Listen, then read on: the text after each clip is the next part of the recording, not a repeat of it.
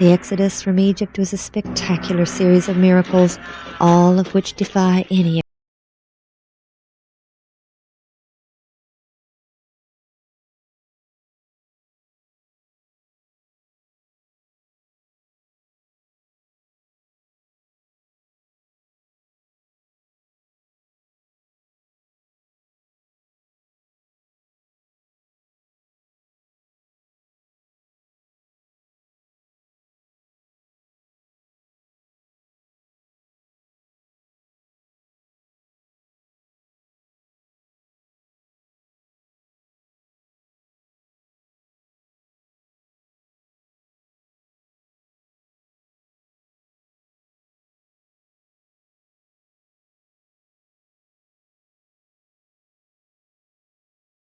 But to understand the Exodus and who the children of Israel were and why the events of the Exodus occurred, we must begin much earlier and much further north.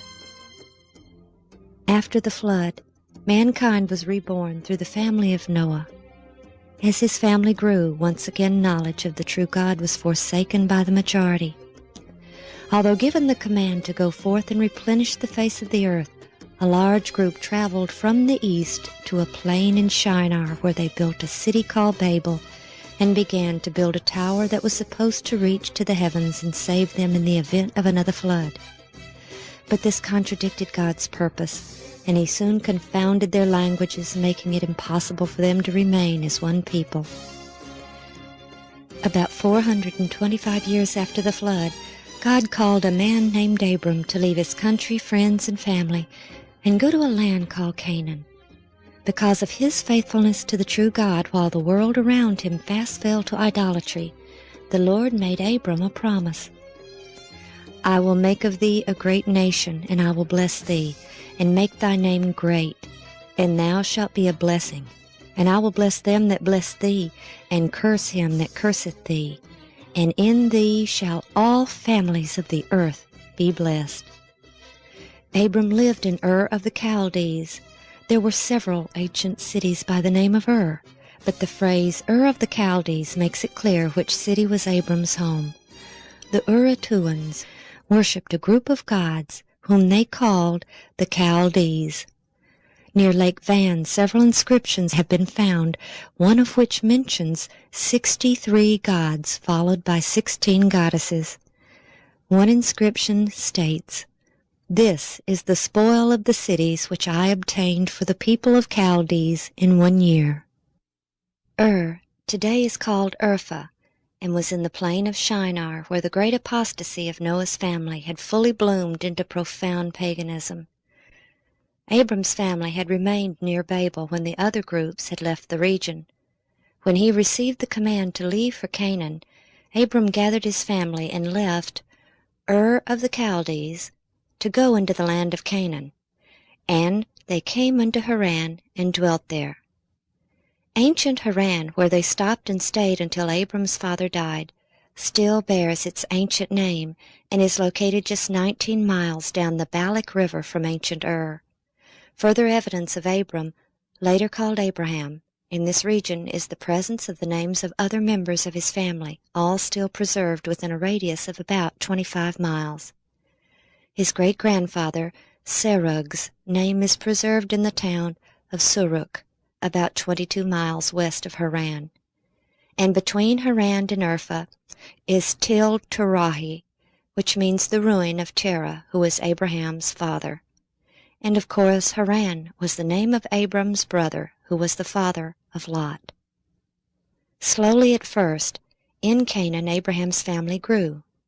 His son Isaac bore 2 sons, Jacob and Esau. It was Jacob who would inherit the position of patriarch at Isaac's death, and it was his sons and grandsons who would one day formally become the nation called Israel. Among the 12 sons of Jacob, one was especially favored by him, Joseph. And unwisely Jacob showed his favor by bestowing upon the boy a special coat of many colors, which caused great jealousy among the other sons. Their jealousy was made even greater by the dreams that Joseph had and shared with his family, dreams which indicated that he would one day occupy a position of great authority and that the others would bow down unto him. One day when his older brothers were tending the flocks in Shechem, Jacob sent Joseph to see if all was well with them. When Joseph approached them from afar, the brothers' jealousy caused them to plot Joseph's death. Only his brother Reuben saved the 17-year-old's life by insisting that they not kill him, but instead cast him into a pit. Stripping him of his special coat, they did so, and when a company of Ishmaelites taking spices and balm to Egypt approached, they decided to sell their brother as a common slave to these men for 20 pieces of silver. But in spite of the horrendous betrayal and ordeal this young man suffered, Joseph remained faithful to the God of his fathers and became a shining light in a land of darkness. He accepted his life in this foreign land among a heathen nation and became a trusted servant to a high-ranking official of the Pharaoh. Then Joseph was falsely accused of a terrible crime and was imprisoned. When all hope must have appeared lost, he was summoned to interpret the Pharaoh's dreams. The interpretation of those dreams by Joseph had warned of an impending 7-year famine, which was to follow a 7-year period of plenty. Deeply impressed by the young man, Pharaoh asked Joseph's advice on what to do to avert a great nationwide calamity, and because of the wisdom displayed in his reply, the Pharaoh appointed him to collect the grain and prepare for the famine. So grateful was the Pharaoh to Joseph and his God that he appointed Joseph to a position second only to the Pharaoh. "Thou shalt be over my house, and according unto thy word shall all my people be ruled. Only in the throne will I be greater than thou." And it was through the obedience of Joseph that a special haven for the descendants of Abraham was provided. During the famine, Joseph's brothers came to Egypt to get grain. There Joseph recognized his brothers, whom he had long ago forgiven. After he had tested them, he revealed his identity to the shocked and fearful sons of Jacob. When they realized Joseph intended no harm to them in spite of their grievous deed, they obeyed Joseph's command that they bring their father and entire family to Egypt. During the famine, Joseph had bought all the land of Egypt for the Pharaoh except for land grants made to the various priests, and allowed the people to live on the land and return 1/5 of their increase to the king. When Jacob's family arrived, the Pharaoh honored Joseph by bestowing upon them the right to live in the best of the land of Egypt, the land of Goshen, which was the beautiful and fertile Nile Delta. It is also called the land of Ramses, or Ra, the Creator, the sun god. And it was here that God's chosen people would grow and thrive, from the 70 souls who came with Jacob until they became a great multitude. Though many have claimed there is no evidence of the story of Joseph in ancient Egypt, on an island just below the first cataract of the Nile, an ancient inscription written around the 4th century B.C. was found which claimed to be a copy of a document written by Pharaoh Djoser more than 1,000 years earlier. It is the story of a land grant made by the Pharaoh to the priests of the god Num. It tells of 7 years of famine and 7 years of plenty, how Pharaoh had a dream and consulted his chancellor for help. It contains most elements of the 7 years of famine and 7 years of plenty story, although they were corrupted in this account written over 1,000 years after the event took place. But most importantly, the priests who wrote this inscription were relying upon the land grants made by this Pharaoh to justify their claim to some land. They were not writing what they believed was an ancient myth. They obviously believed the land grants made by Pharaoh Djoser to still be valid and of enough authority to still be in effect well over 1,000 years later. And Joseph bought all the land of Egypt for Pharaoh. Only the land of the priests bought he not, for the priests had a portion assigned them of Pharaoh. Ancient Egyptian records list Djoser as the 16th Pharaoh of Egypt, and historians have classified him with the so-called Third Dynasty. His chancellor, named Imhotep, was first known through the writings of the Egyptian historian Manetho, who in the 3rd century B.C. wrote, During Joser's reign there lived a man named Imhotep, who had the reputation of the Greek god of medicine, and who invented the art of building with hewn stone. The legends attributed to Imhotep were so incredible that he was considered to be mythical until this century, when excavations at Joser's pyramid complex revealed the base of a statue with the name Djoser on it and the name Imhotep, with his long list of titles, one of which was chief under the king, a title which first appears with Imhotep and also was first bestowed upon Joseph. Imhotep was also the architect of Pharaoh Djoser's pyramid and surrounding complex, a veritable city within a city of incredible beauty and extremely advanced in design. Built on the plateau of Saqqara, adjacent to ancient Memphis, the pyramid within the complex is the first ever built in Egypt. Ron Wyatt spent a great deal of time here, searching for evidence which might shed light on the biblical account. Such an event as the famine described in the story of Joseph, and the distribution of grain to the other countries would have required a major facility and system of organization. When the famine came and Joseph's brothers came from Canaan to get grain from Egypt, we are told that they went to Joseph, which indicates that he personally oversaw the distribution, at least to those coming from foreign countries, and this would mean that there was certainly a central location or granary to which the foreigners came. The complex at Saqqara contains 11 massive pits, which even the Egyptians are at a loss to explain. They are not tombs, for all tombs were underground and carefully sealed, while these were accessible from the surface, and they are extremely large. But most fascinating is the fact that they are all connected by chutes. Ron believes these were the grain storage pits of the 7-year famine. As grain was removed from one pit, grain from the other pits flowed through the chutes, making the grain always accessible from one location. These are within the wall of the step pyramid complex, which has only one entrance, and it opens to a long covered passageway with small cubicles on each side, each just the right size for a person to sit with perhaps a small table. The narrow, singular entrance would have allowed only a few people to enter at a time. There was no doubt in Ron's mind that this was the main center of grain distribution on a massive scale.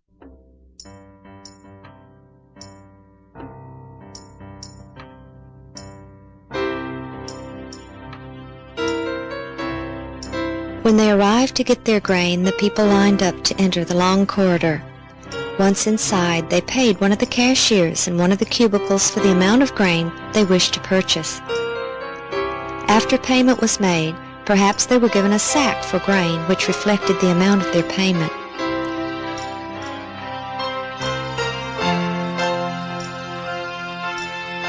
Then they proceeded through the corridor, straight to the area of the grain bins.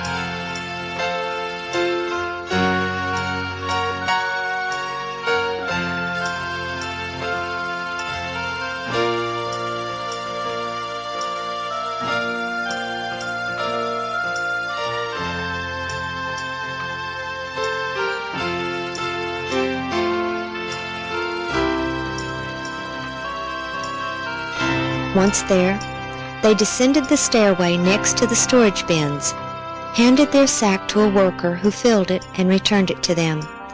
Then they exited through a small door on the lower level, which led to the outside of the complex.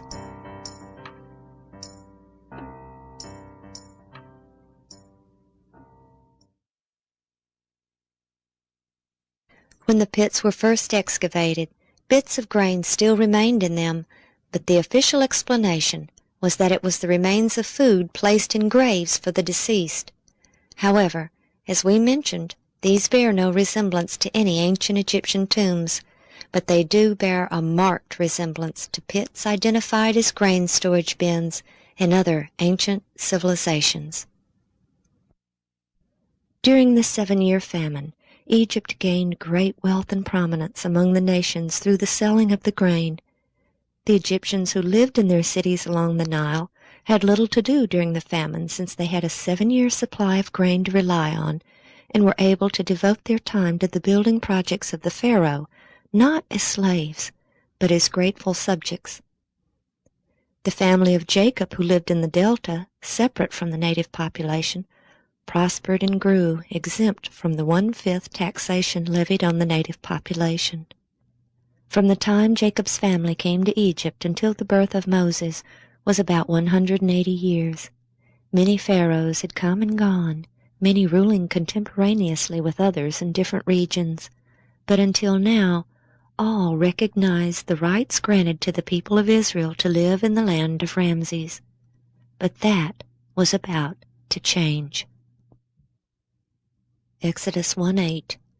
There arose up a new king over Egypt, which knew not Joseph. Israel had remained a separate race from the Egyptians, and had grown and prospered to such an extent that they were viewed as a potential enemy nation right in the midst of Egypt.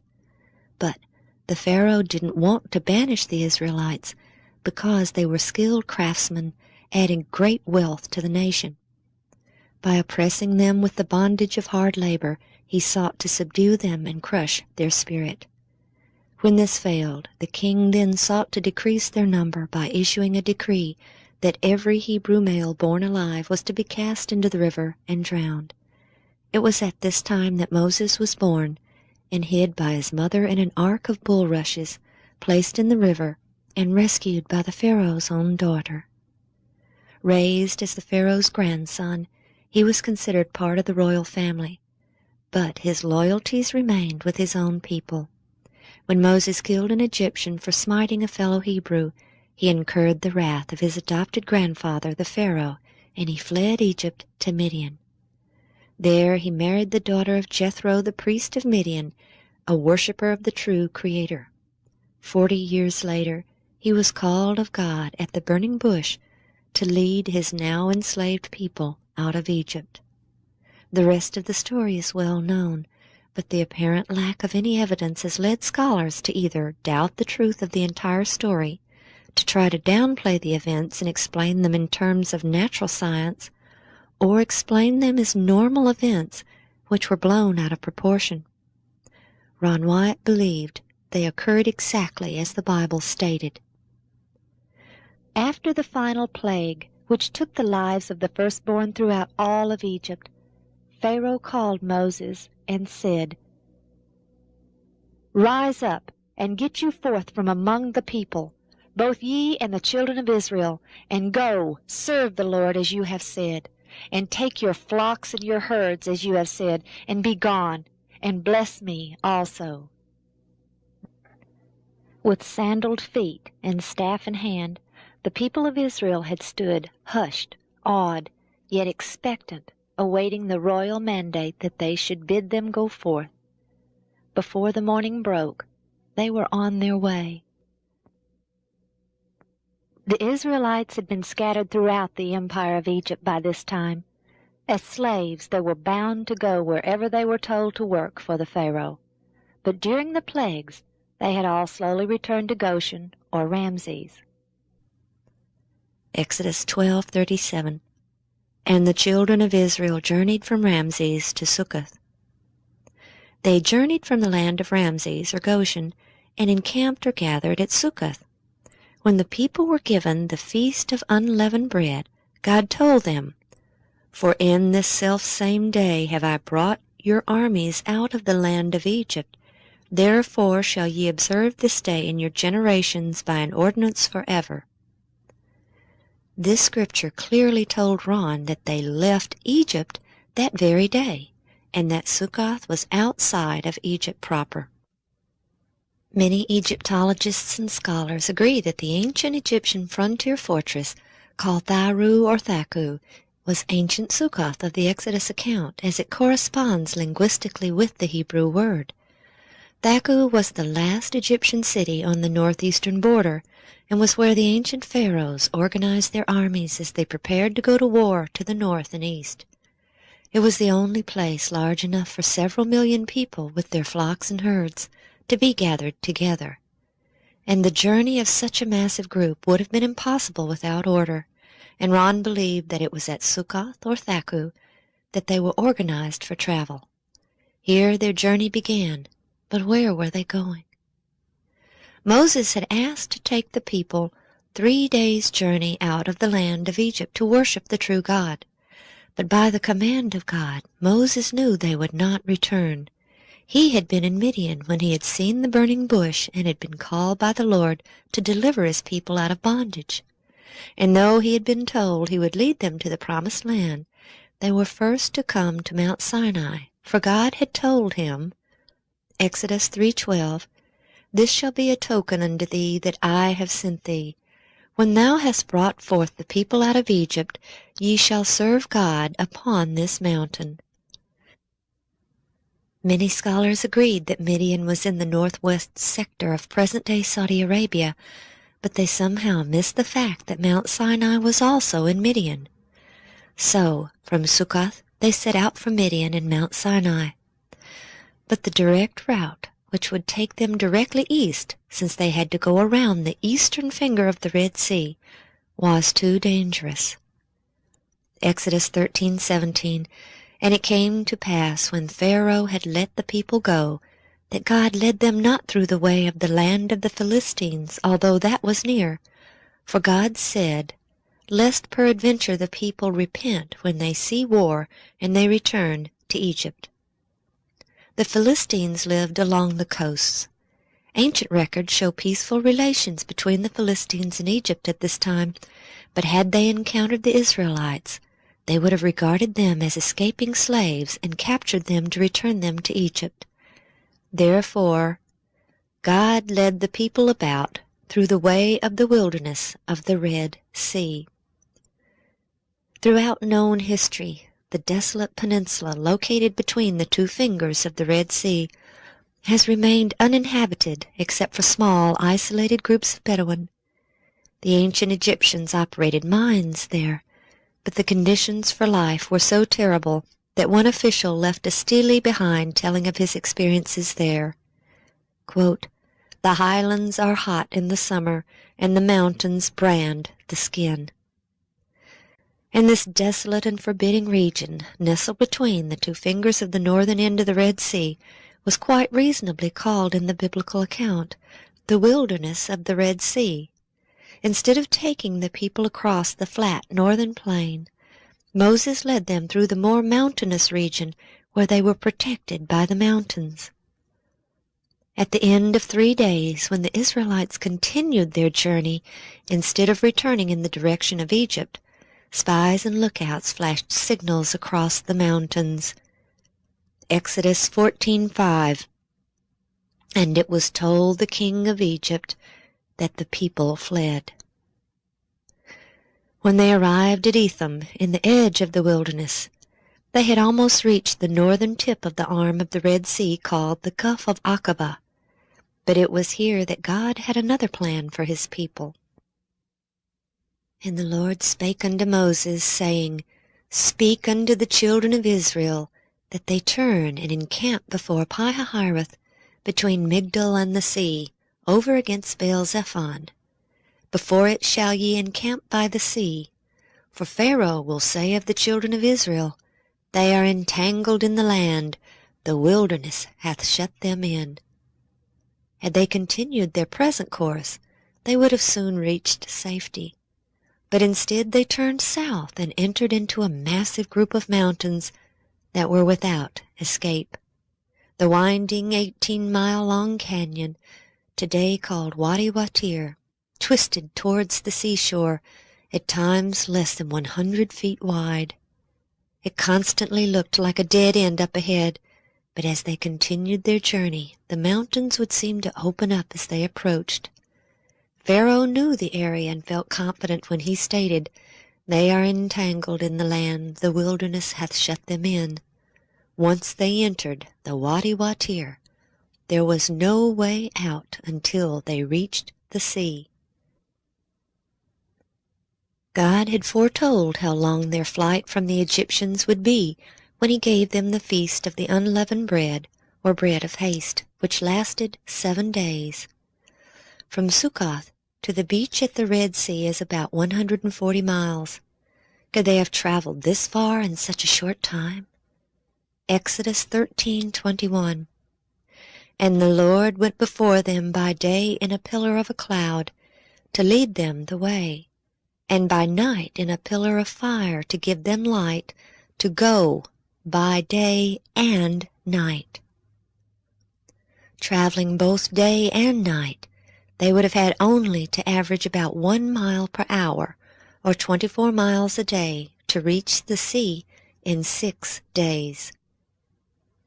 Once they arrived at the sea, they encamped, but in great fear, for here they certainly felt trapped. Stories of the ordeal must have been passed down through many generations, for 1,500 years later the Jewish historian Josephus wrote, quote, "For there was a ridge of mountains that terminated at the sea, which were impassable by reason of their roughness in their flight." The enormous beach at present-day Nueva is certainly large enough to have held several million people in their flocks. And to the south, the mountains extend to the sea, making further travel impossible. When Ron first explored this beach in 1978, he saw the mountains of which Josephus wrote that blocked further travel to the south.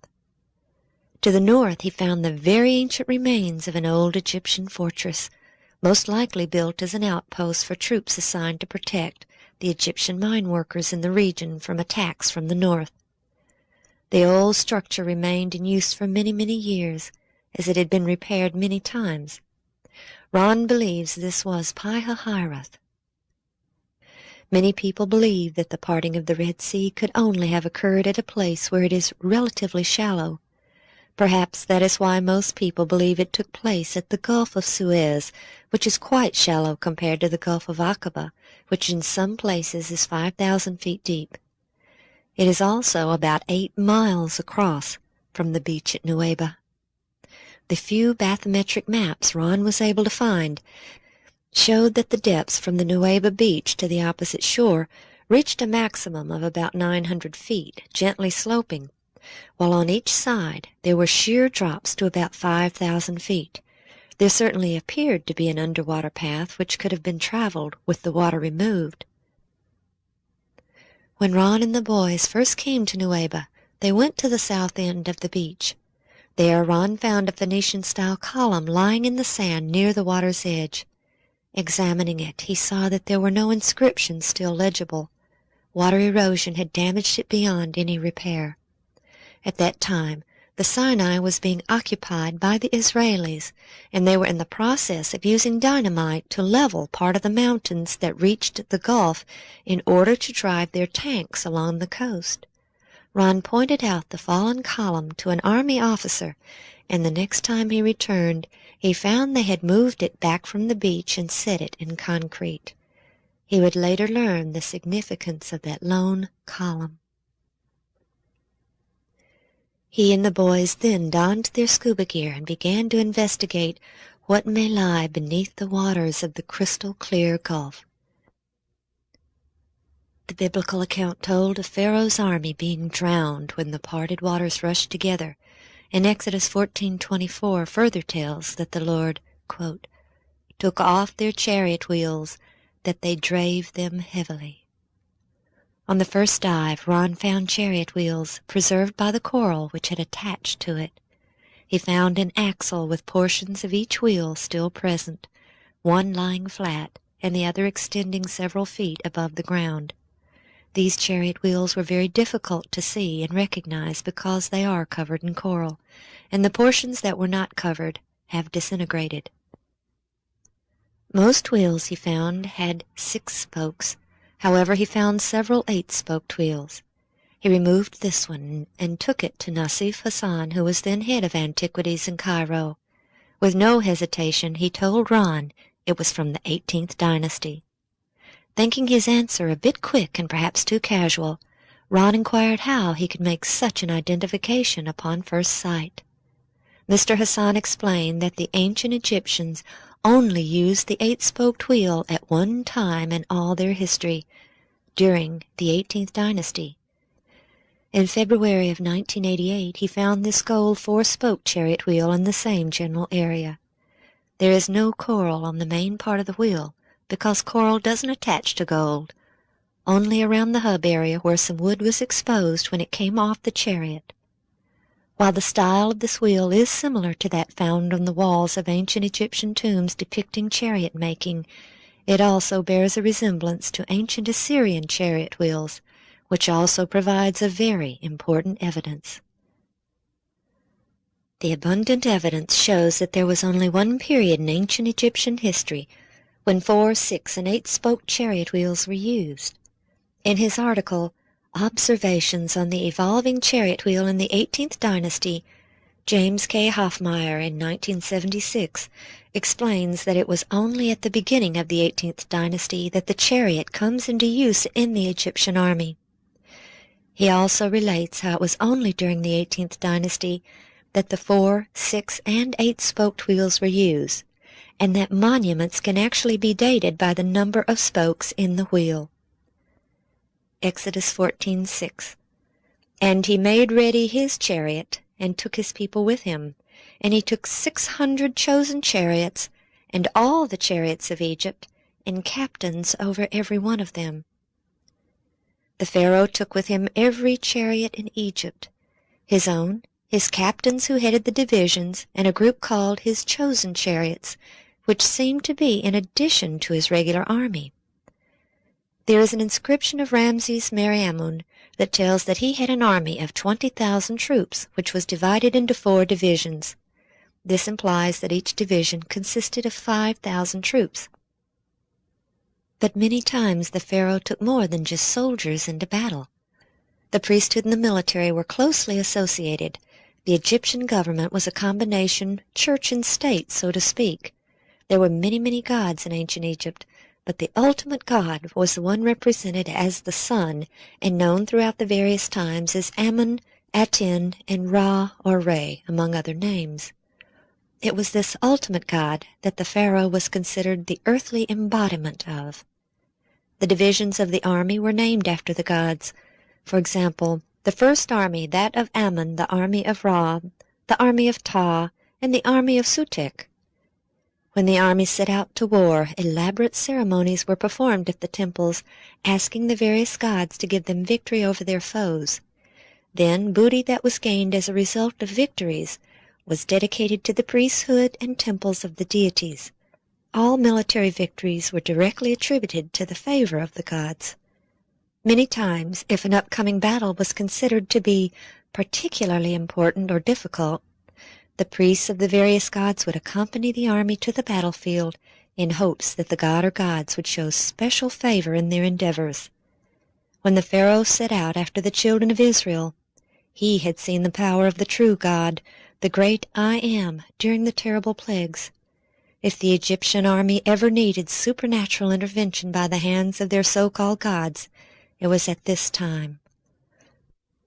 Since the gold-veneered chariot wheel Ron found was on the Egyptian side of the gulf, this indicates that it was at the rear of the army. A priest who is not trained in battle would most certainly be in this position at the rear. Okay, we're out here at the beach that the Israelites came out on when they came out of the canyon system that they had been following by the leading of the cloud, and of course following Moses, who was following the cloud. And they came out on this beach and proceeded to the south, which is this direction. there was an old Egyptian fortress up to the left, Piharoth, and so they turned southward, and of course the cloud turned southward, and that was what they were following.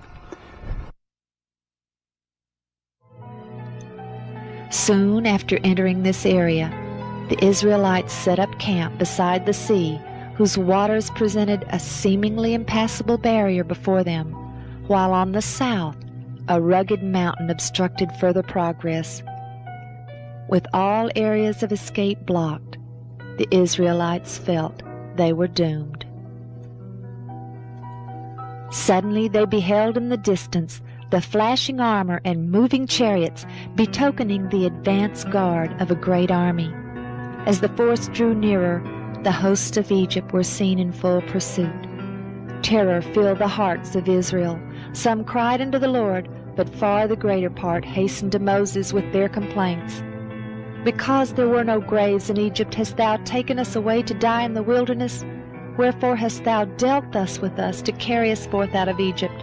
Is not this the word that we did tell thee in Egypt, saying, Let us alone, that we may serve the Egyptians? For it had been better for us to serve the Egyptians than that we should die in the wilderness. It was not an easy thing to hold the host of Israel in waiting before the Lord. Lacking discipline and self-control, they became violent and unreasonable. They expected speedily to fall into the hands of their oppressors, and their wailings and lamentations were loud and deep. The wonderful pillar of cloud had been followed as the signal of God to go forward. But now they questioned among themselves if it might not foreshadow some great calamity, for had it not led them on the wrong side of the mountain into an impassable way? Thus the angel of God appeared to their deluded minds as the harbinger of disaster. But now, as the Egyptian host approached them, expecting to make them an easy prey, the cloudy column rose majestically into the heavens, passed over the Israelites, and descended between them and the armies of Egypt. A wall of darkness interposed between the pursued and their pursuers. The Egyptians could no longer discern the camp of the Hebrews, and they were forced to halt. But as the darkness of night deepened, the wall of cloud became a great light to the Hebrews, flooding the entire encampment with the radiance of day. Then hope returned to the hearts of Israel, and Moses lifted up his voice unto the Lord. And the Lord said unto Moses, Wherefore criest thou unto me? Speak unto the children of Israel, that they go forward. But lift thou up thy rod, and stretch out thine hand over the sea, and divide it, and the children of Israel shall go on dry land through the midst of the sea.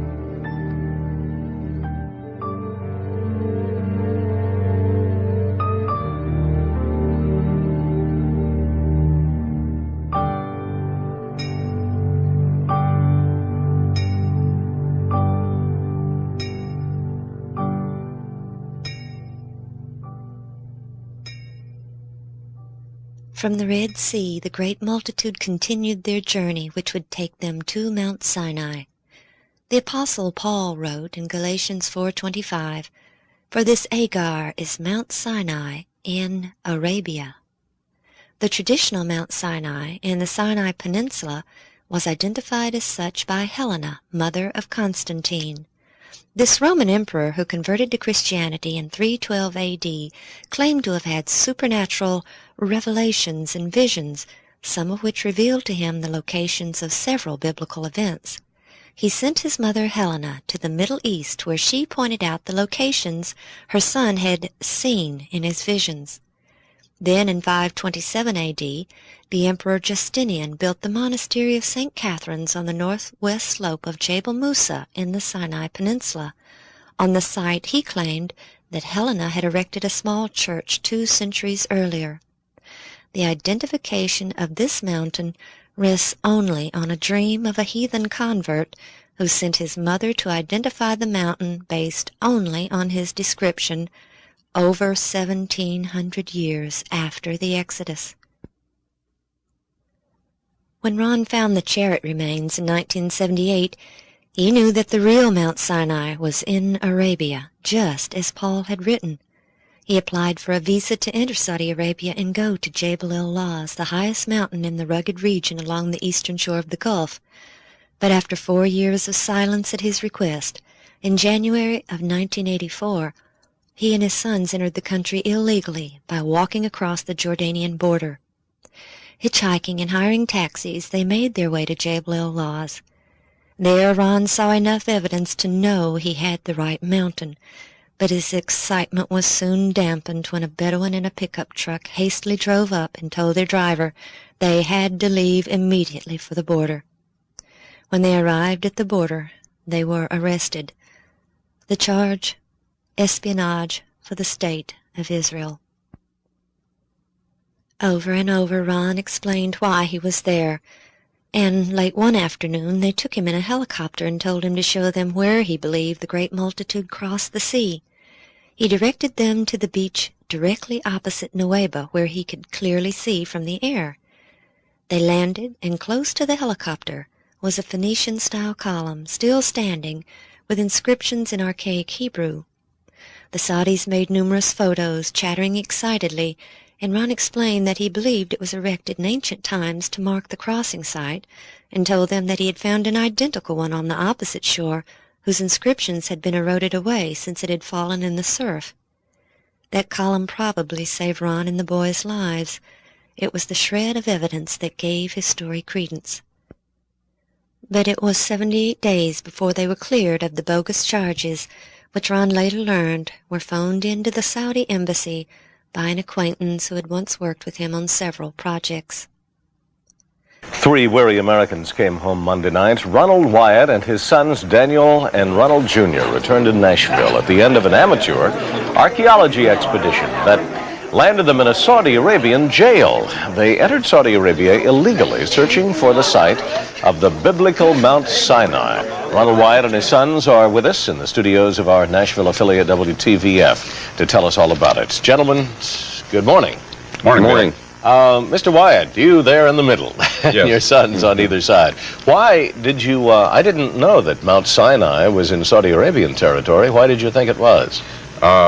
We found some chariot parts that looked like the chariots found in King Tut's tomb in the Gulf of Aqaba, west of this Jabal el-Lawz.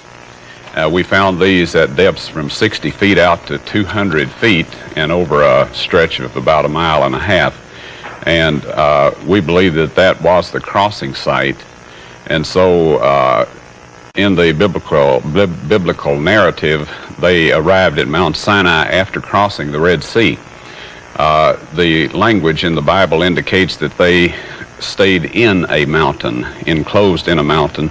So an aerial map showed that this Jabal el-Lawz had a large valley enclosed in the rim of an ancient volcano. There's about 5,000 acres in there. We felt this was the place.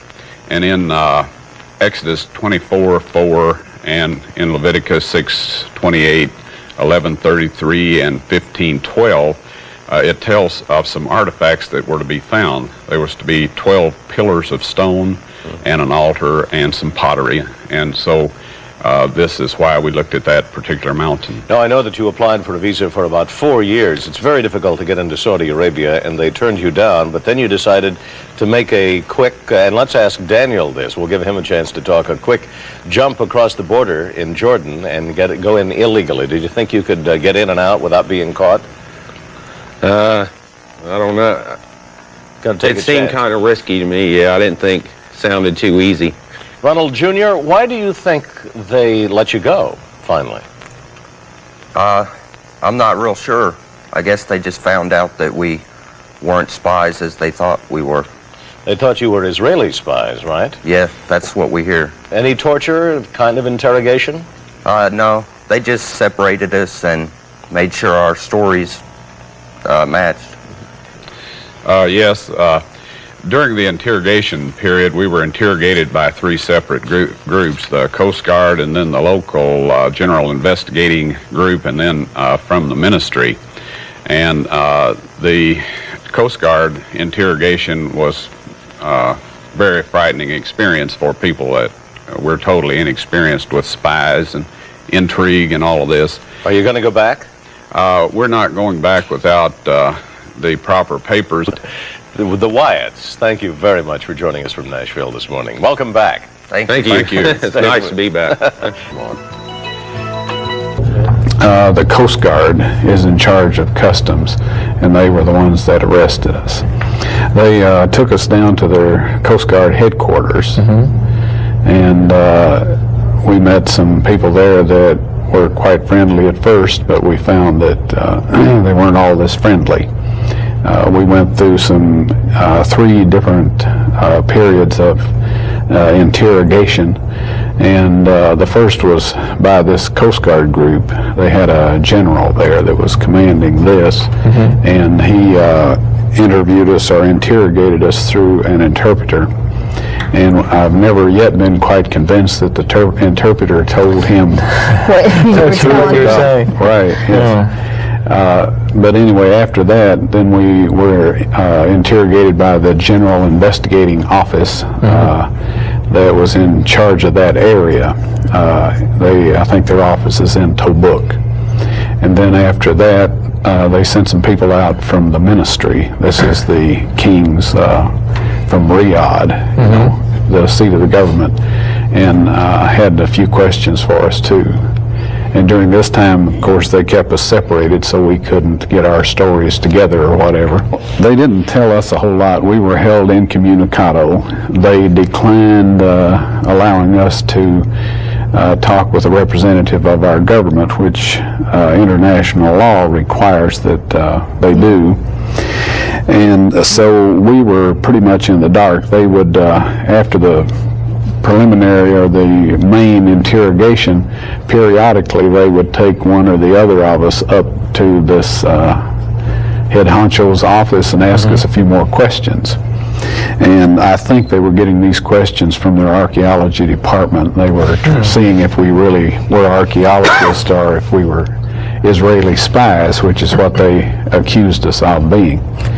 Well, in Numbers 24:4, for the people in the audience that are Bible scholars, it says that Moses rose up early in the morning and set up 12 pillars of stone and erected an altar. All right, we felt that this would still be there because people in that part of the country, the Bedouins and a lot of these people, their agreements, instead of being on paper, they set up these little things of stone, which apparently they have some means of interpreting what these little stacks of stones mean. And so all these things are left alone. They're not necessarily sacred, but they are just things that, you know, people do not bother. We felt that there was a high likelihood that those stones would still be there, and so we found those. And they appeared to be intact. There had been some sand blown in over up partway on the north end of the altar and some of the stones on that end. Soon after arriving home, Ron received a call from a Saudi Bedouin prince by the name of Samran. He had heard about Ron's claim after his release and had become obsessed with seeing what he called Moses' Mountain. Moses is recognized by the Muslim faith as a true prophet. Samran even flew to Nashville, determined to convince Ron to return with him. And finally, 11 months after his release from Saudi prison, Ron relented. In March 1985, Ron journeyed to Turkey to show a new associate, David Fassold, the site of Noah's Ark. Samran joined them, and the three viewed the remains of the Ark in the snow. Ron was then provided a visa to enter Saudi legally, and Mr. Fassold was invited to join them, an offer he did not refuse. With a full work crew and provisions, they went to the mountain where they thoroughly explored the area. An archaeologist from Riyadh University was brought in and verified the archaeological value of the site. Ron was asked to stay and excavate, but he had other meetings in Turkey which couldn't be changed. His refusal angered the Saudis, who were not used to being told no, and all their photos, film, and video were confiscated. Ron was told they would be returned to them when he returned and excavated as they had requested. After he left, the area was fenced off and signs erected stating it was an archaeological site and trespassing forbidden, but once again he left empty-handed. He began to make plans to return as they had requested, and met with former astronaut James Irwin to enlist the participation of his organization. But future requests, both by Ron and Colonel Irwin on his behalf, were met with refusals. With time to reflect upon the situation, the Saudis had decided it was not in their best interest for Mount Sinai to be in their country. 3 years later, a member of Jim Irwin's organization, along with one of their financiers, succeeded in getting into the country and getting some photos, having gotten complete directions and details from Mr. Fasselt. They then made the claim that they had discovered Mount Sinai. But it wasn't to be long before Ron would have more documentation than he ever dreamed possible. The story is too long to be told here, but by 1992, the photos and videos he so desperately desired literally fell into his hands. However, for now, we must protect the identity of those who took the photos and videos and gave them freely to Ron with no stipulations. Exodus 14:30. Thus the Lord saved Israel that day out of the hand of the Egyptians, and Israel saw the Egyptians dead upon the seashore. The waters of the sea had closed in on Pharaoh and his army, and now many of their bodies lay lifeless upon the vast Arabian shore. As charioteers and horsemen, their swords and weapons were bound to their bodies and were gathered up by the unarmed Israelites. The mountain of God lay to their southeast, an easy journey through the large wadi just beyond the marker where Ron found the column in 1984. But had they proceeded directly to the mountain from the sea, they would have entered the large open plain and been an easy prey to the fierce warring Amalek. Instead, the biblical account tells of a different route through the wilderness of Etham, also called the wilderness of Shur, the mountainous region which surrounded the shores of the Gulf. For 3 days they followed the cloud through the barren wilderness. As their water supply grew scarce, they became fearful. Then they came to Marah, where there was a spring, but the water was bitter and undrinkable. The people murmured against Moses, blaming him, even though they were being led by the cloud and the pillar of fire.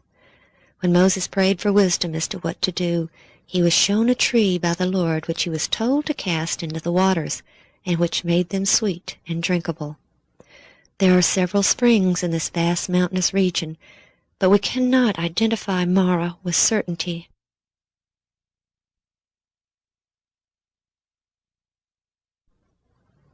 Their next stop was Elim, where there were 12 wells of water and 70 palm trees. Palm trees are extremely rare on this side of the Gulf, but here, spanning across a wide wadi, is an oasis with hundreds of palm trees and 12 wells of water, still used today. The 70 palm trees have proliferated into hundreds, but the fact that there are 12 wells which are today walled in concrete and still used in this extremely arid region is very strong evidence that this was Elim. The next stage of their journey is given in both Exodus and Numbers, which seem to contradict each other. Exodus says, "And they came to Elim, and they encamped there by the waters. And they took their journey from Elim, and came unto the wilderness of Sin." While in Numbers we read that they left Elim and encamped by the Red Sea, and from the Red Sea encamped in the wilderness of Sin.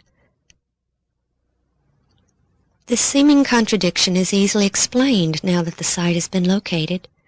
For 3 days they had wandered through the mountainous region south of the crossing site. These mountains extend to the sea, making travel along the coast impossible. Then they came to Elim, located at the south end of these mountains. After drawing their water, the Israelites set up camp. Because of the great number of people and animals, they filled the wadi from Elim westward to the nearby Red Sea shore.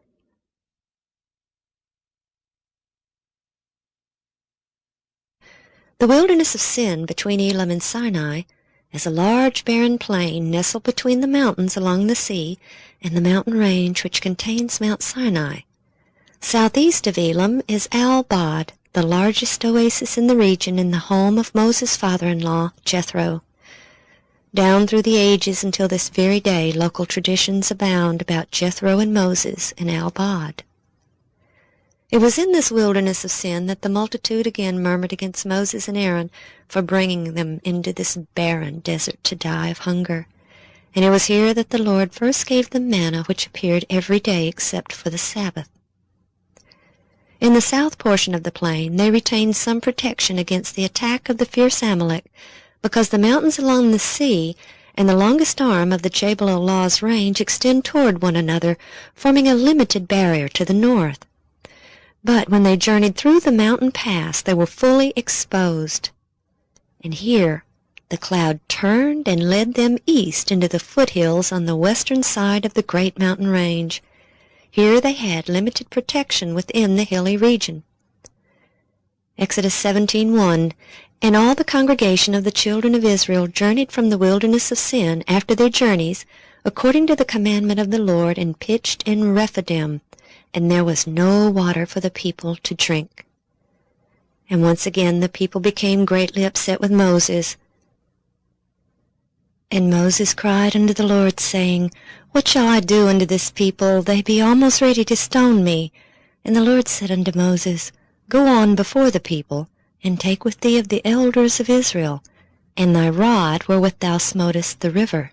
Take in thy hand, and go. Behold, I will stand before thee there upon the rock in Horeb, and thou shalt smite the rock, and there shall come water out of it, that the people may drink. And Moses did so in the sight of the elders of Israel. Visible for many miles around, this large rock, about 6 stories in height, stands atop this hill over 100 feet above the plain. With the elders looking on, Moses climbed atop the rocky hill to the standing boulder and struck it with his staff. From within the wall of the crack, large streams of water flowed out into the plain. The channels this water cut into the rock is still visible between the large crack, and the direction of the water flow can be seen in the channels cut into the earth. The rock of the hill upon which the boulder still sits displays signs of water erosion. Then came Amalek and fought with Israel in Rephidim.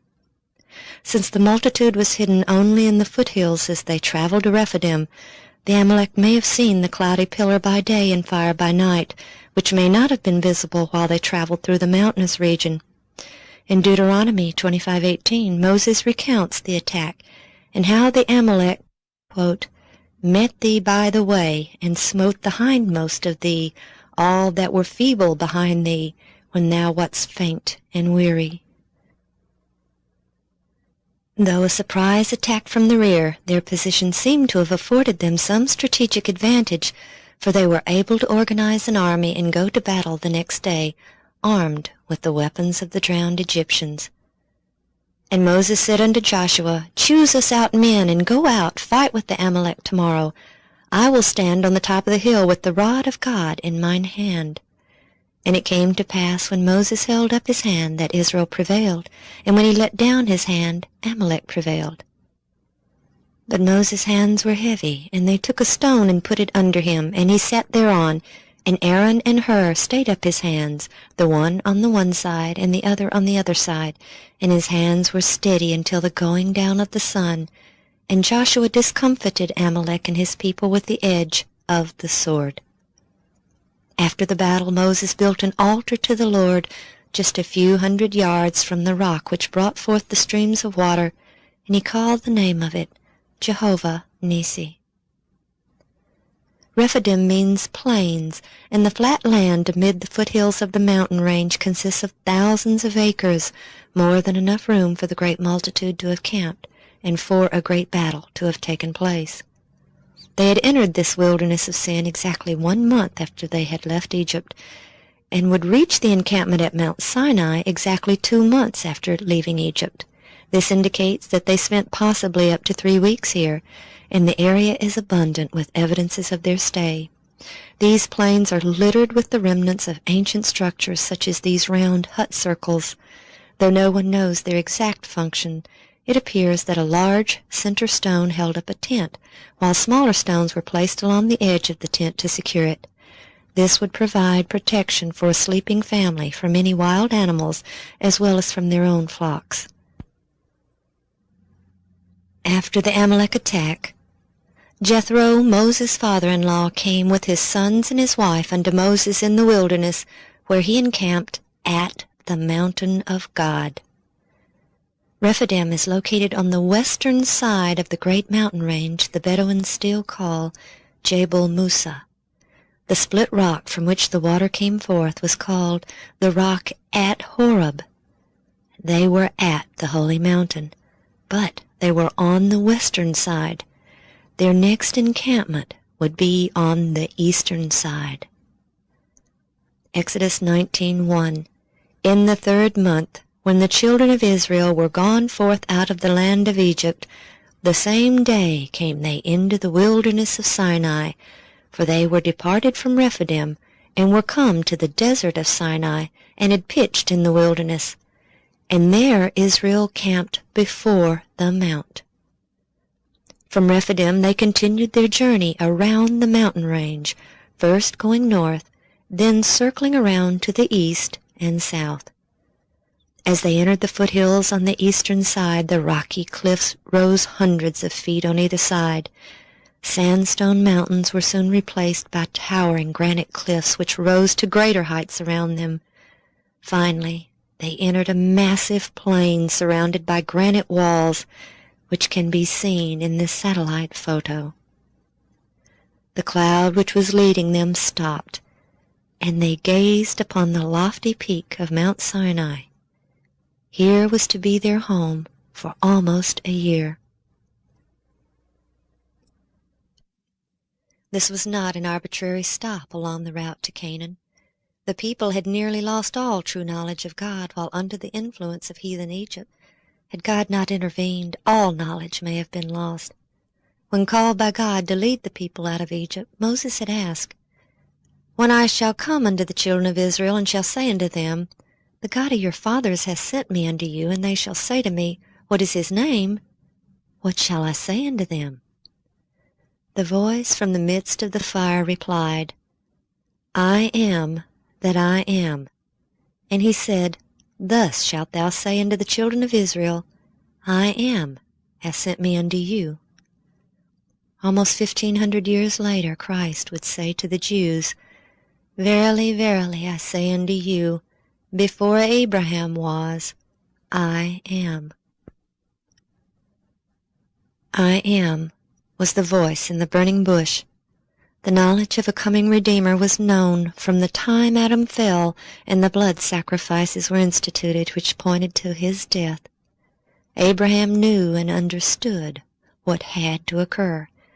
As Christ later said to the Jews, John 8:56, "Your father Abraham rejoiced to see my day, and he saw it and was glad." The events of the Exodus were part of the plan that had been decided in heaven, the plan of salvation for downfallen man, and at the mountain more details of that plan were about to emerge. God was personally intervening to prepare the people who were given the privilege of taking the knowledge of him to the world. As soon as they arrived, God spoke to Moses. Exodus 19:10. "Go unto the people and sanctify them today and tomorrow, and let them wash their clothes, and be ready against the 3rd day. For the 3rd day the Lord will come down in the sight of all the people upon Mount Sinai." Before the Lord came down upon the mountain in the sight of the people, he instructed Moses. Exodus 19:12, "Thou shalt set bounds unto the people round about, saying, Take heed to yourselves that ye go not up into the mount, or touch the border of it. Whosoever toucheth the mount shall be surely put to death." In 1985, Ron and the others had found a number of large, circular pillars buried in the earth along these lines in front of the holy area or holy precinct. They are an average of 18 feet in diameter, spaced approximately 5 feet apart, and constructed with 2 walls built of stone. Loose rock was used to fill in between the inner and outer wall. Since they progressed from one side of the mountain to the other, Ron had theorized that perhaps they were the bounds erected by Moses. But at the same time he questioned why these pillars would contain double walls if they were only boundary markers. Another problem was the fact that only a few inches to a few feet was extending above the ground, while approximately 20 feet was buried. These facts and other evidences led Ron to conclude that these were not the boundaries. He now believes that the bounds were stone walls constructed of black basaltic rock without mortar. In this region of millions of rocks, it is difficult to distinguish these remains when viewed close up. But from a distance their pattern becomes visible because of their dark color against the neutral tones of the earth. Once located from a distance, they could be recognized at close range. Though mostly crumbled today, they can be seen to follow along these lines. Once the bounds were erected, the people gathered at the foot of the mountain. While in Egypt they had been exposed to the heathen worship of the sun god known as Ra.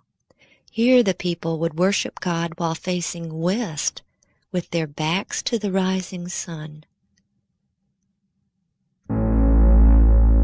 And it came to pass on the third day in the morning that there were thunders and lightnings and a thick cloud upon the mount, and the voice of the trumpet exceeding loud, so that all the people that was in the camp trembled. And Moses brought forth the people out of the camp to meet with God, and they stood at the nether part of the mount.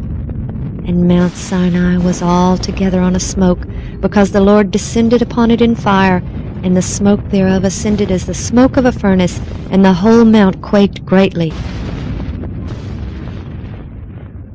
I am the Lord thy God, which have brought thee out of the land of Egypt, out of the house of bondage. Thou shalt have no other gods before me. Thou shalt not make unto thee any graven image, or any likeness of anything that is in heaven above, or that is in the earth beneath, or that is in the water under the earth. The great I Am spoke the 10 precepts of his law with his own mouth, and it was to be the last time he personally spoke to the multitude. And all the people saw the thunderings and the lightnings and the noise of the trumpet and the mountain smoking, and when the people saw it, they removed and stood afar off. And they said unto Moses, Speak thou with us, and we will hear, but let not God speak with us, lest we die. No man could see God and live. Therefore he veiled his presence in the cloud and smoke, and he descended to the earth upon the mountain of Sinai. For the Lord thy God is a consuming fire. Not only was the top of the mountain blackened by the fire of his presence, it literally melted. The mountains melted from before the Lord, even that Sinai from before the Lord God of Israel. God then called Moses up into the mountain and gave him judgments and statutes, which Moses carefully wrote down. His great law, the 10 Commandments, were the constitution of God's government, unchangeable and universal. The judgments and statutes given to Moses were specific policies to uphold equal justice in the community. Today, statutes are framed to deal with individual situations where it may not be clear as to how to deal with it. But these laws always fall within the confines of the Constitution. This is an example of the statutes God gave to Moses. And if a man shall open a pit, or if a man shall dig a pit and not cover it, and an ox or an ass fall therein, the owner of the pit shall make it good, and give money to the owner of them, and the dead beast shall be his. Moses wrote down all the Lord told him. God ended his conversation with Moses with his promise to deliver the people into Canaan and all the blessings of prosperity if they obeyed his commands. He had proposed a contract or covenant with the children of Israel. Moses, as the liaison between God and the people, would present the terms of the contract to the people. Then they would decide if they accepted or declined. But first Moses was instructed to make certain preparations. An altar of earth thou shalt make unto me, and shalt sacrifice thereon thy burnt offerings, and thy peace offerings, thy sheep, and thine oxen. In all places where I record my name I will come unto thee, and I will bless thee. And if thou wilt make me an altar of stone, thou shalt not build it of hewn stone. For if thou lift up thy tool upon it, thou hast polluted it. Neither shalt thou go up by steps unto mine altar, that thy nakedness be not discovered thereon. At the foot of the mountain, in the holy precinct, just below the blackened peak that had trembled at the presence of God, Moses built an altar of unhewn stone, approximately 50 to 60 feet long and about 25 feet deep. It's about 4 feet high. Directly adjacent to this altar is a fenced area of the same approximate size which joins the altar. Though the structures are crumbled, it can still be seen that there are 2 entrances into the walled-in area, which is divided into 2 equal sections by a freestanding wall which extends lengthwise down the center. And he sent young men of the children of Israel, which offered burnt offerings and sacrificed peace offerings of oxen unto the Lord. And Moses took half of the blood and put it in basins, and half of the blood he sprinkled on the altar. Based on the layout of the altar and adjacent structure, it appears that an orderly system was devised for making the vast number of offerings that would have resulted from a population close to the size of the 5th largest city in the United States. The young men led the live animals near the altar. Each animal was then slain, its blood carefully gathered into vessels which were given to Moses or the priests. The young man then picked up the dead animal and entered the corridor, waiting in turn to give the animal to the priest administering the offerings at the altar. This done, he then turned and left by the other corridor, exiting at the doorway. Beside the altar, Moses erected 12 pillars according to the 12 tribes of Israel. From Abraham, then Jacob, down through the ages, this practice of setting up pillars to commemorate agreements continued. As late as 1886, the Apache warrior Geronimo surrendered himself and his band of warriors to the United States Army after reaching an agreement that they would be allowed to live with their families. When the agreement was concluded with General Miles, Geronimo set up a large stone on a blanket as a witness to their treaty. When the treaty was broken by General Miles, Geronimo stated that their treaty was to have been in effect until the stone crumbled. Of the 12 pillars, only a few are still standing. The others lay scattered throughout the holy precinct, probably the result of earthquake activity in the region.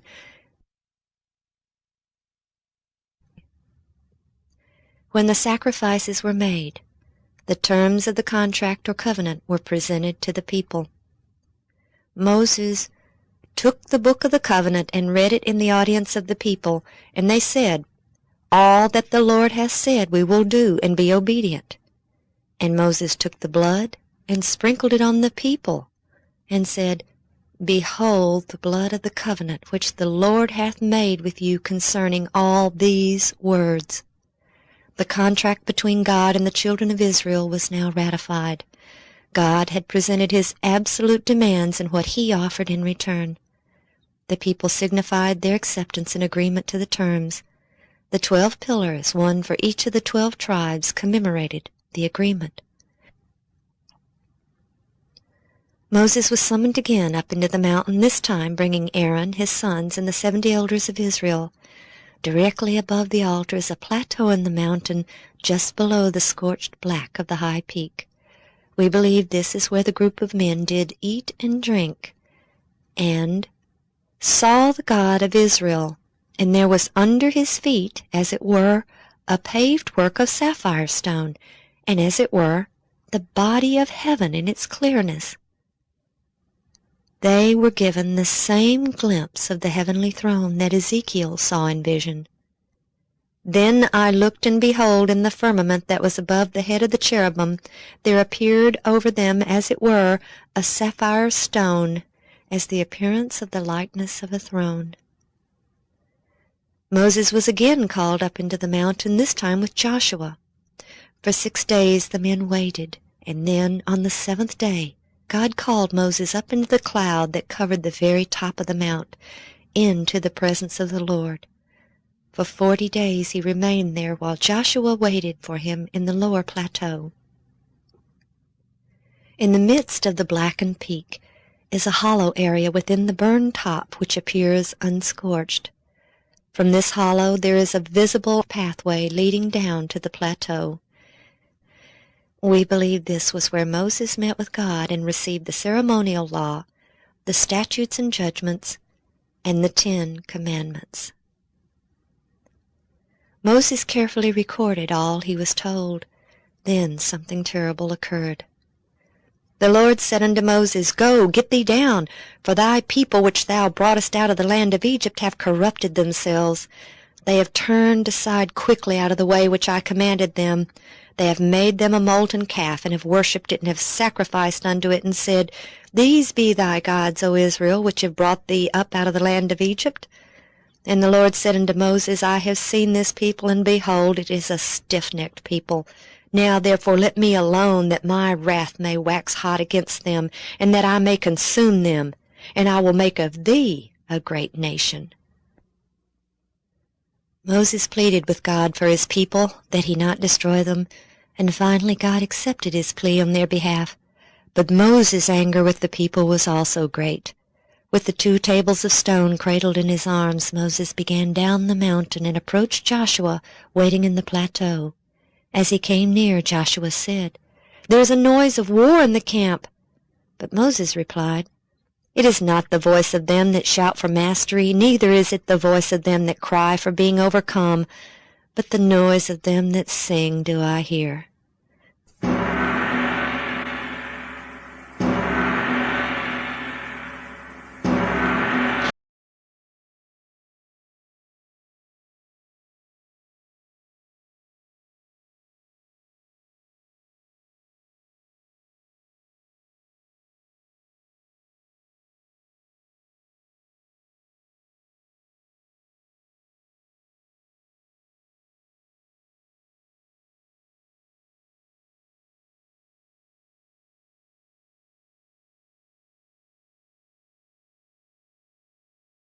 Moses' anger waxed hot, and he cast the tables out of his hand and brake them beneath the mount. While Moses had been in the mountain, judicial authority had been given to Aaron. Since Moses was gone so long, the people returned to their old superstitions and demanded an image to represent God. The Egyptian cow gods of Hathor and Apis were selected, and a golden calf was made, in direct contradiction to the commandment of God that they were not to make any graven image or any likeness of anything that is in heaven above, or that is in the earth beneath, or that is in the water under the earth. The altar to the golden calf was visible to Moses and Joshua as they descended the mount. Located about 2 kilometers from the altar at the foot of Mount Sinai, it still contains the images carved into the rock, depicting the Egyptian Apis bull and Hathor the cow goddess. These images made the greatest of impressions upon the Saudi archaeologist in 1985, who told Ron that nowhere else in Saudi Arabia are these found. They are distinctly ancient Egyptian. When Ron climbed upon these boulders, still wet with the morning dew, the top of the large boulder sitting horizontally across the top caught his eye. When he wiped away the dew, he saw tiny flecks of gold dust embedded in the top of the rock, which had a smooth indentation along the surface, like something had been ground on it, causing it to wear down the surface. Moses had taken the calf which ye made, and burned it with fire, and stamped it, and ground it very small, even until it was as small as dust. And I cast the dust thereof into the brook that descended out of the mount. The evidence suggests that Moses ground the golden calf to dust on the altar itself. Then, gathering the powdery dust, he put it in the brook that descended out of the mount. Looking down from the plateau, the path of the stream can be clearly seen, although no water flows there today. The evidence indicates that the water from the mountain stream flowed into the lake, and around the lake they built a large system of wells. The wells extended to the bedrock along the stream and around the edge of the lake, with only a few feet extending above the ground. As the water flowed towards the lake, it soaked into the dry, rocky earth down to the bedrock. Then it seeped through the rock walls of the wells and continually filled them to the level of the lake. The double walls of the well, filled with smaller rock in between, acted as a filter and purified the water. Stone walls built of black stone not only lined the bounds around the mountain edges, they also followed along the banks of the stream extending into the holy precinct. Each day as the people came to draw water, they were constantly in view of the magnificent Mount Sinai, which surely impressed them with the knowledge that they were totally dependent upon the Lord for their precious water. There was only one way to enter the holy area. That was through the narrow strip of land between the border of the mountain and the lake on the north end. Even today, this is the only means by which the area can be entered without one having to scale the steep rocky walls of the dry lake bed. The white columns glistening in the sun that had caught Ron's eye just before he was arrested in January of 1984 still lie scattered near the altar. While there in 1985, Ron was told that the white marble shrine that had once been there had been disassembled and taken to Hegel years earlier and used in the construction of a mosque. Only the broken and small pieces had been left behind. But Ron found one piece that contained an inscription in archaic Hebrew.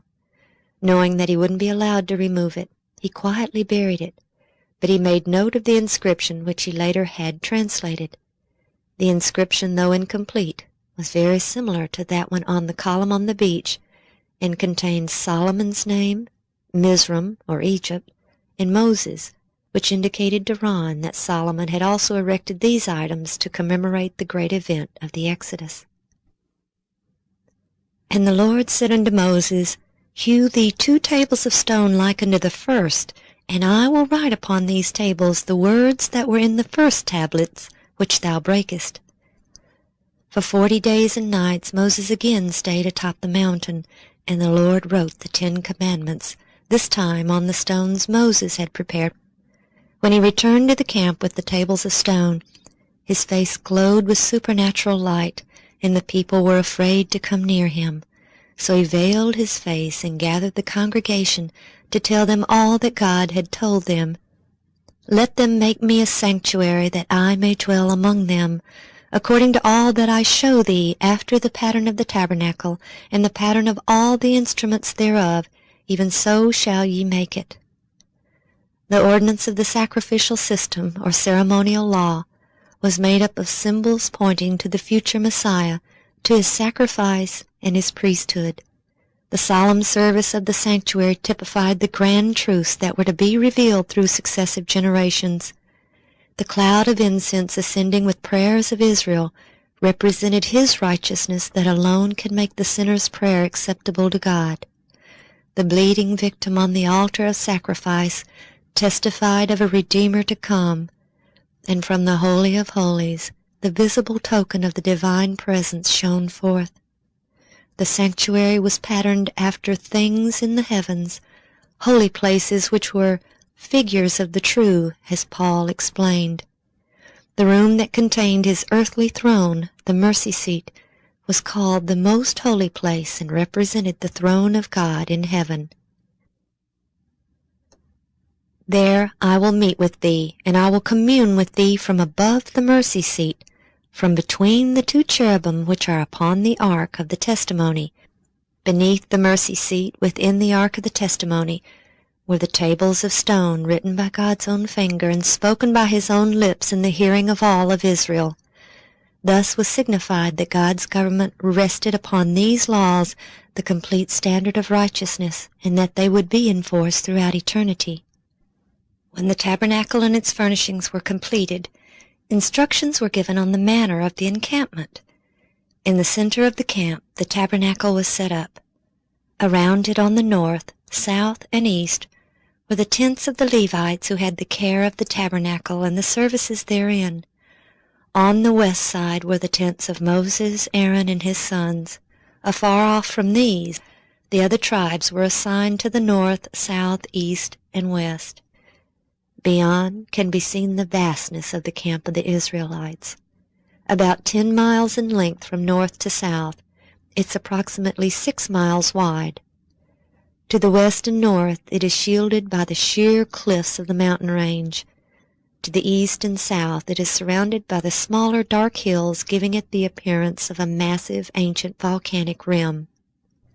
The mixed multitude which had left Egypt with them was not allowed in the camp itself, and we believe they made their camps in the smaller plain to the east, which was separated from the main camp by the lower dark-colored mountains, which also resemble the rim of an ancient volcano.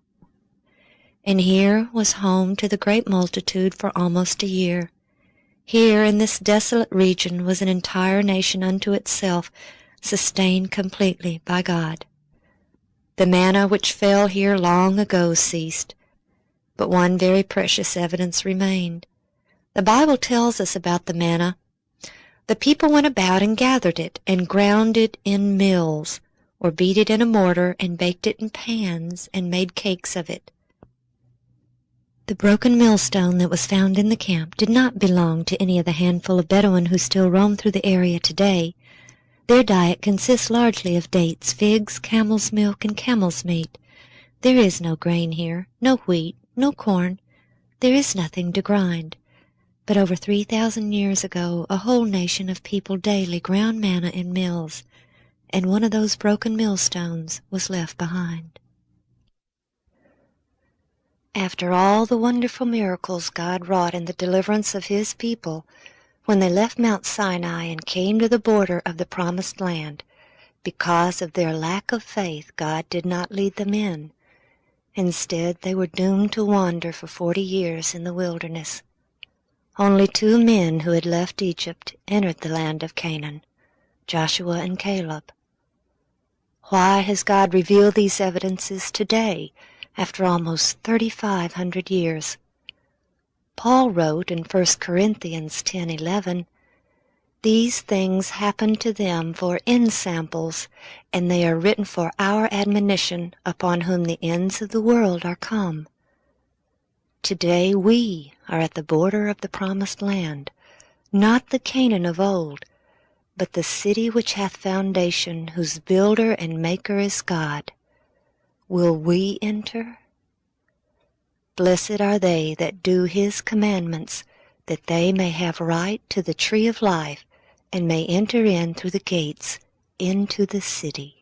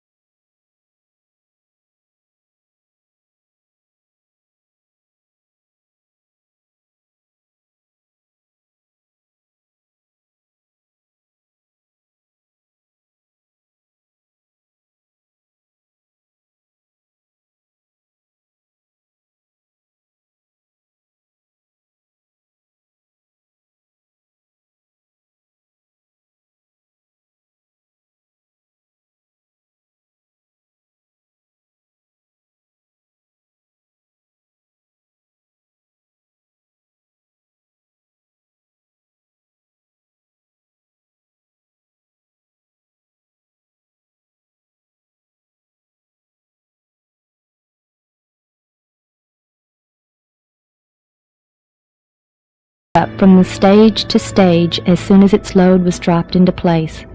This passage, combined with the study of hieroglyphics, led Ron to his conclusion.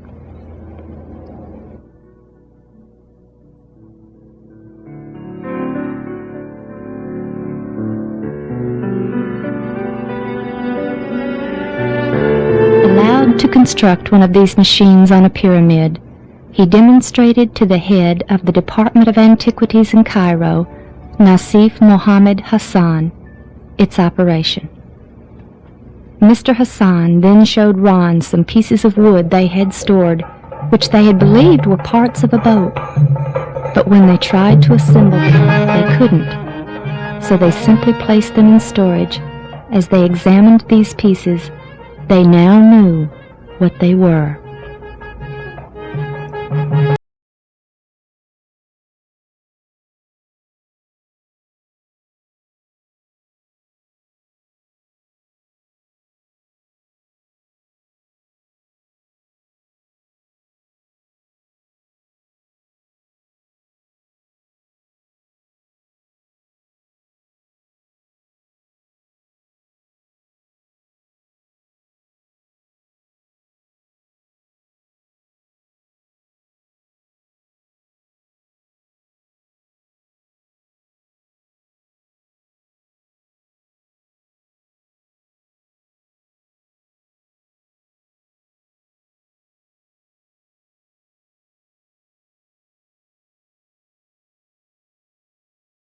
I'm here with us this evening to say a few words about the pyramid building machines is Nasif Hassan.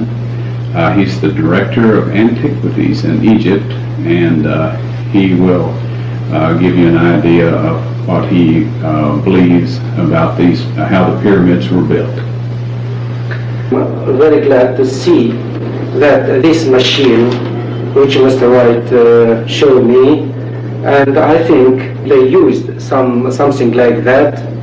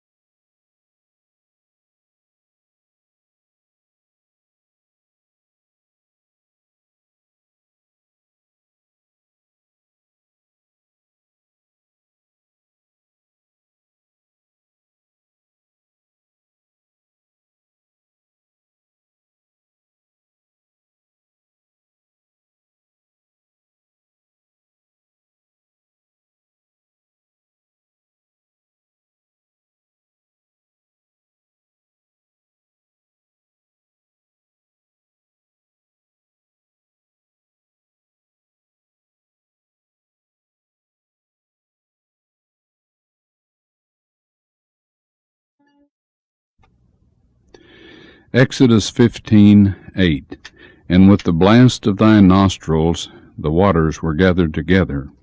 The floods stood upright as an heap, and the depths were congealed in the heart of the sea.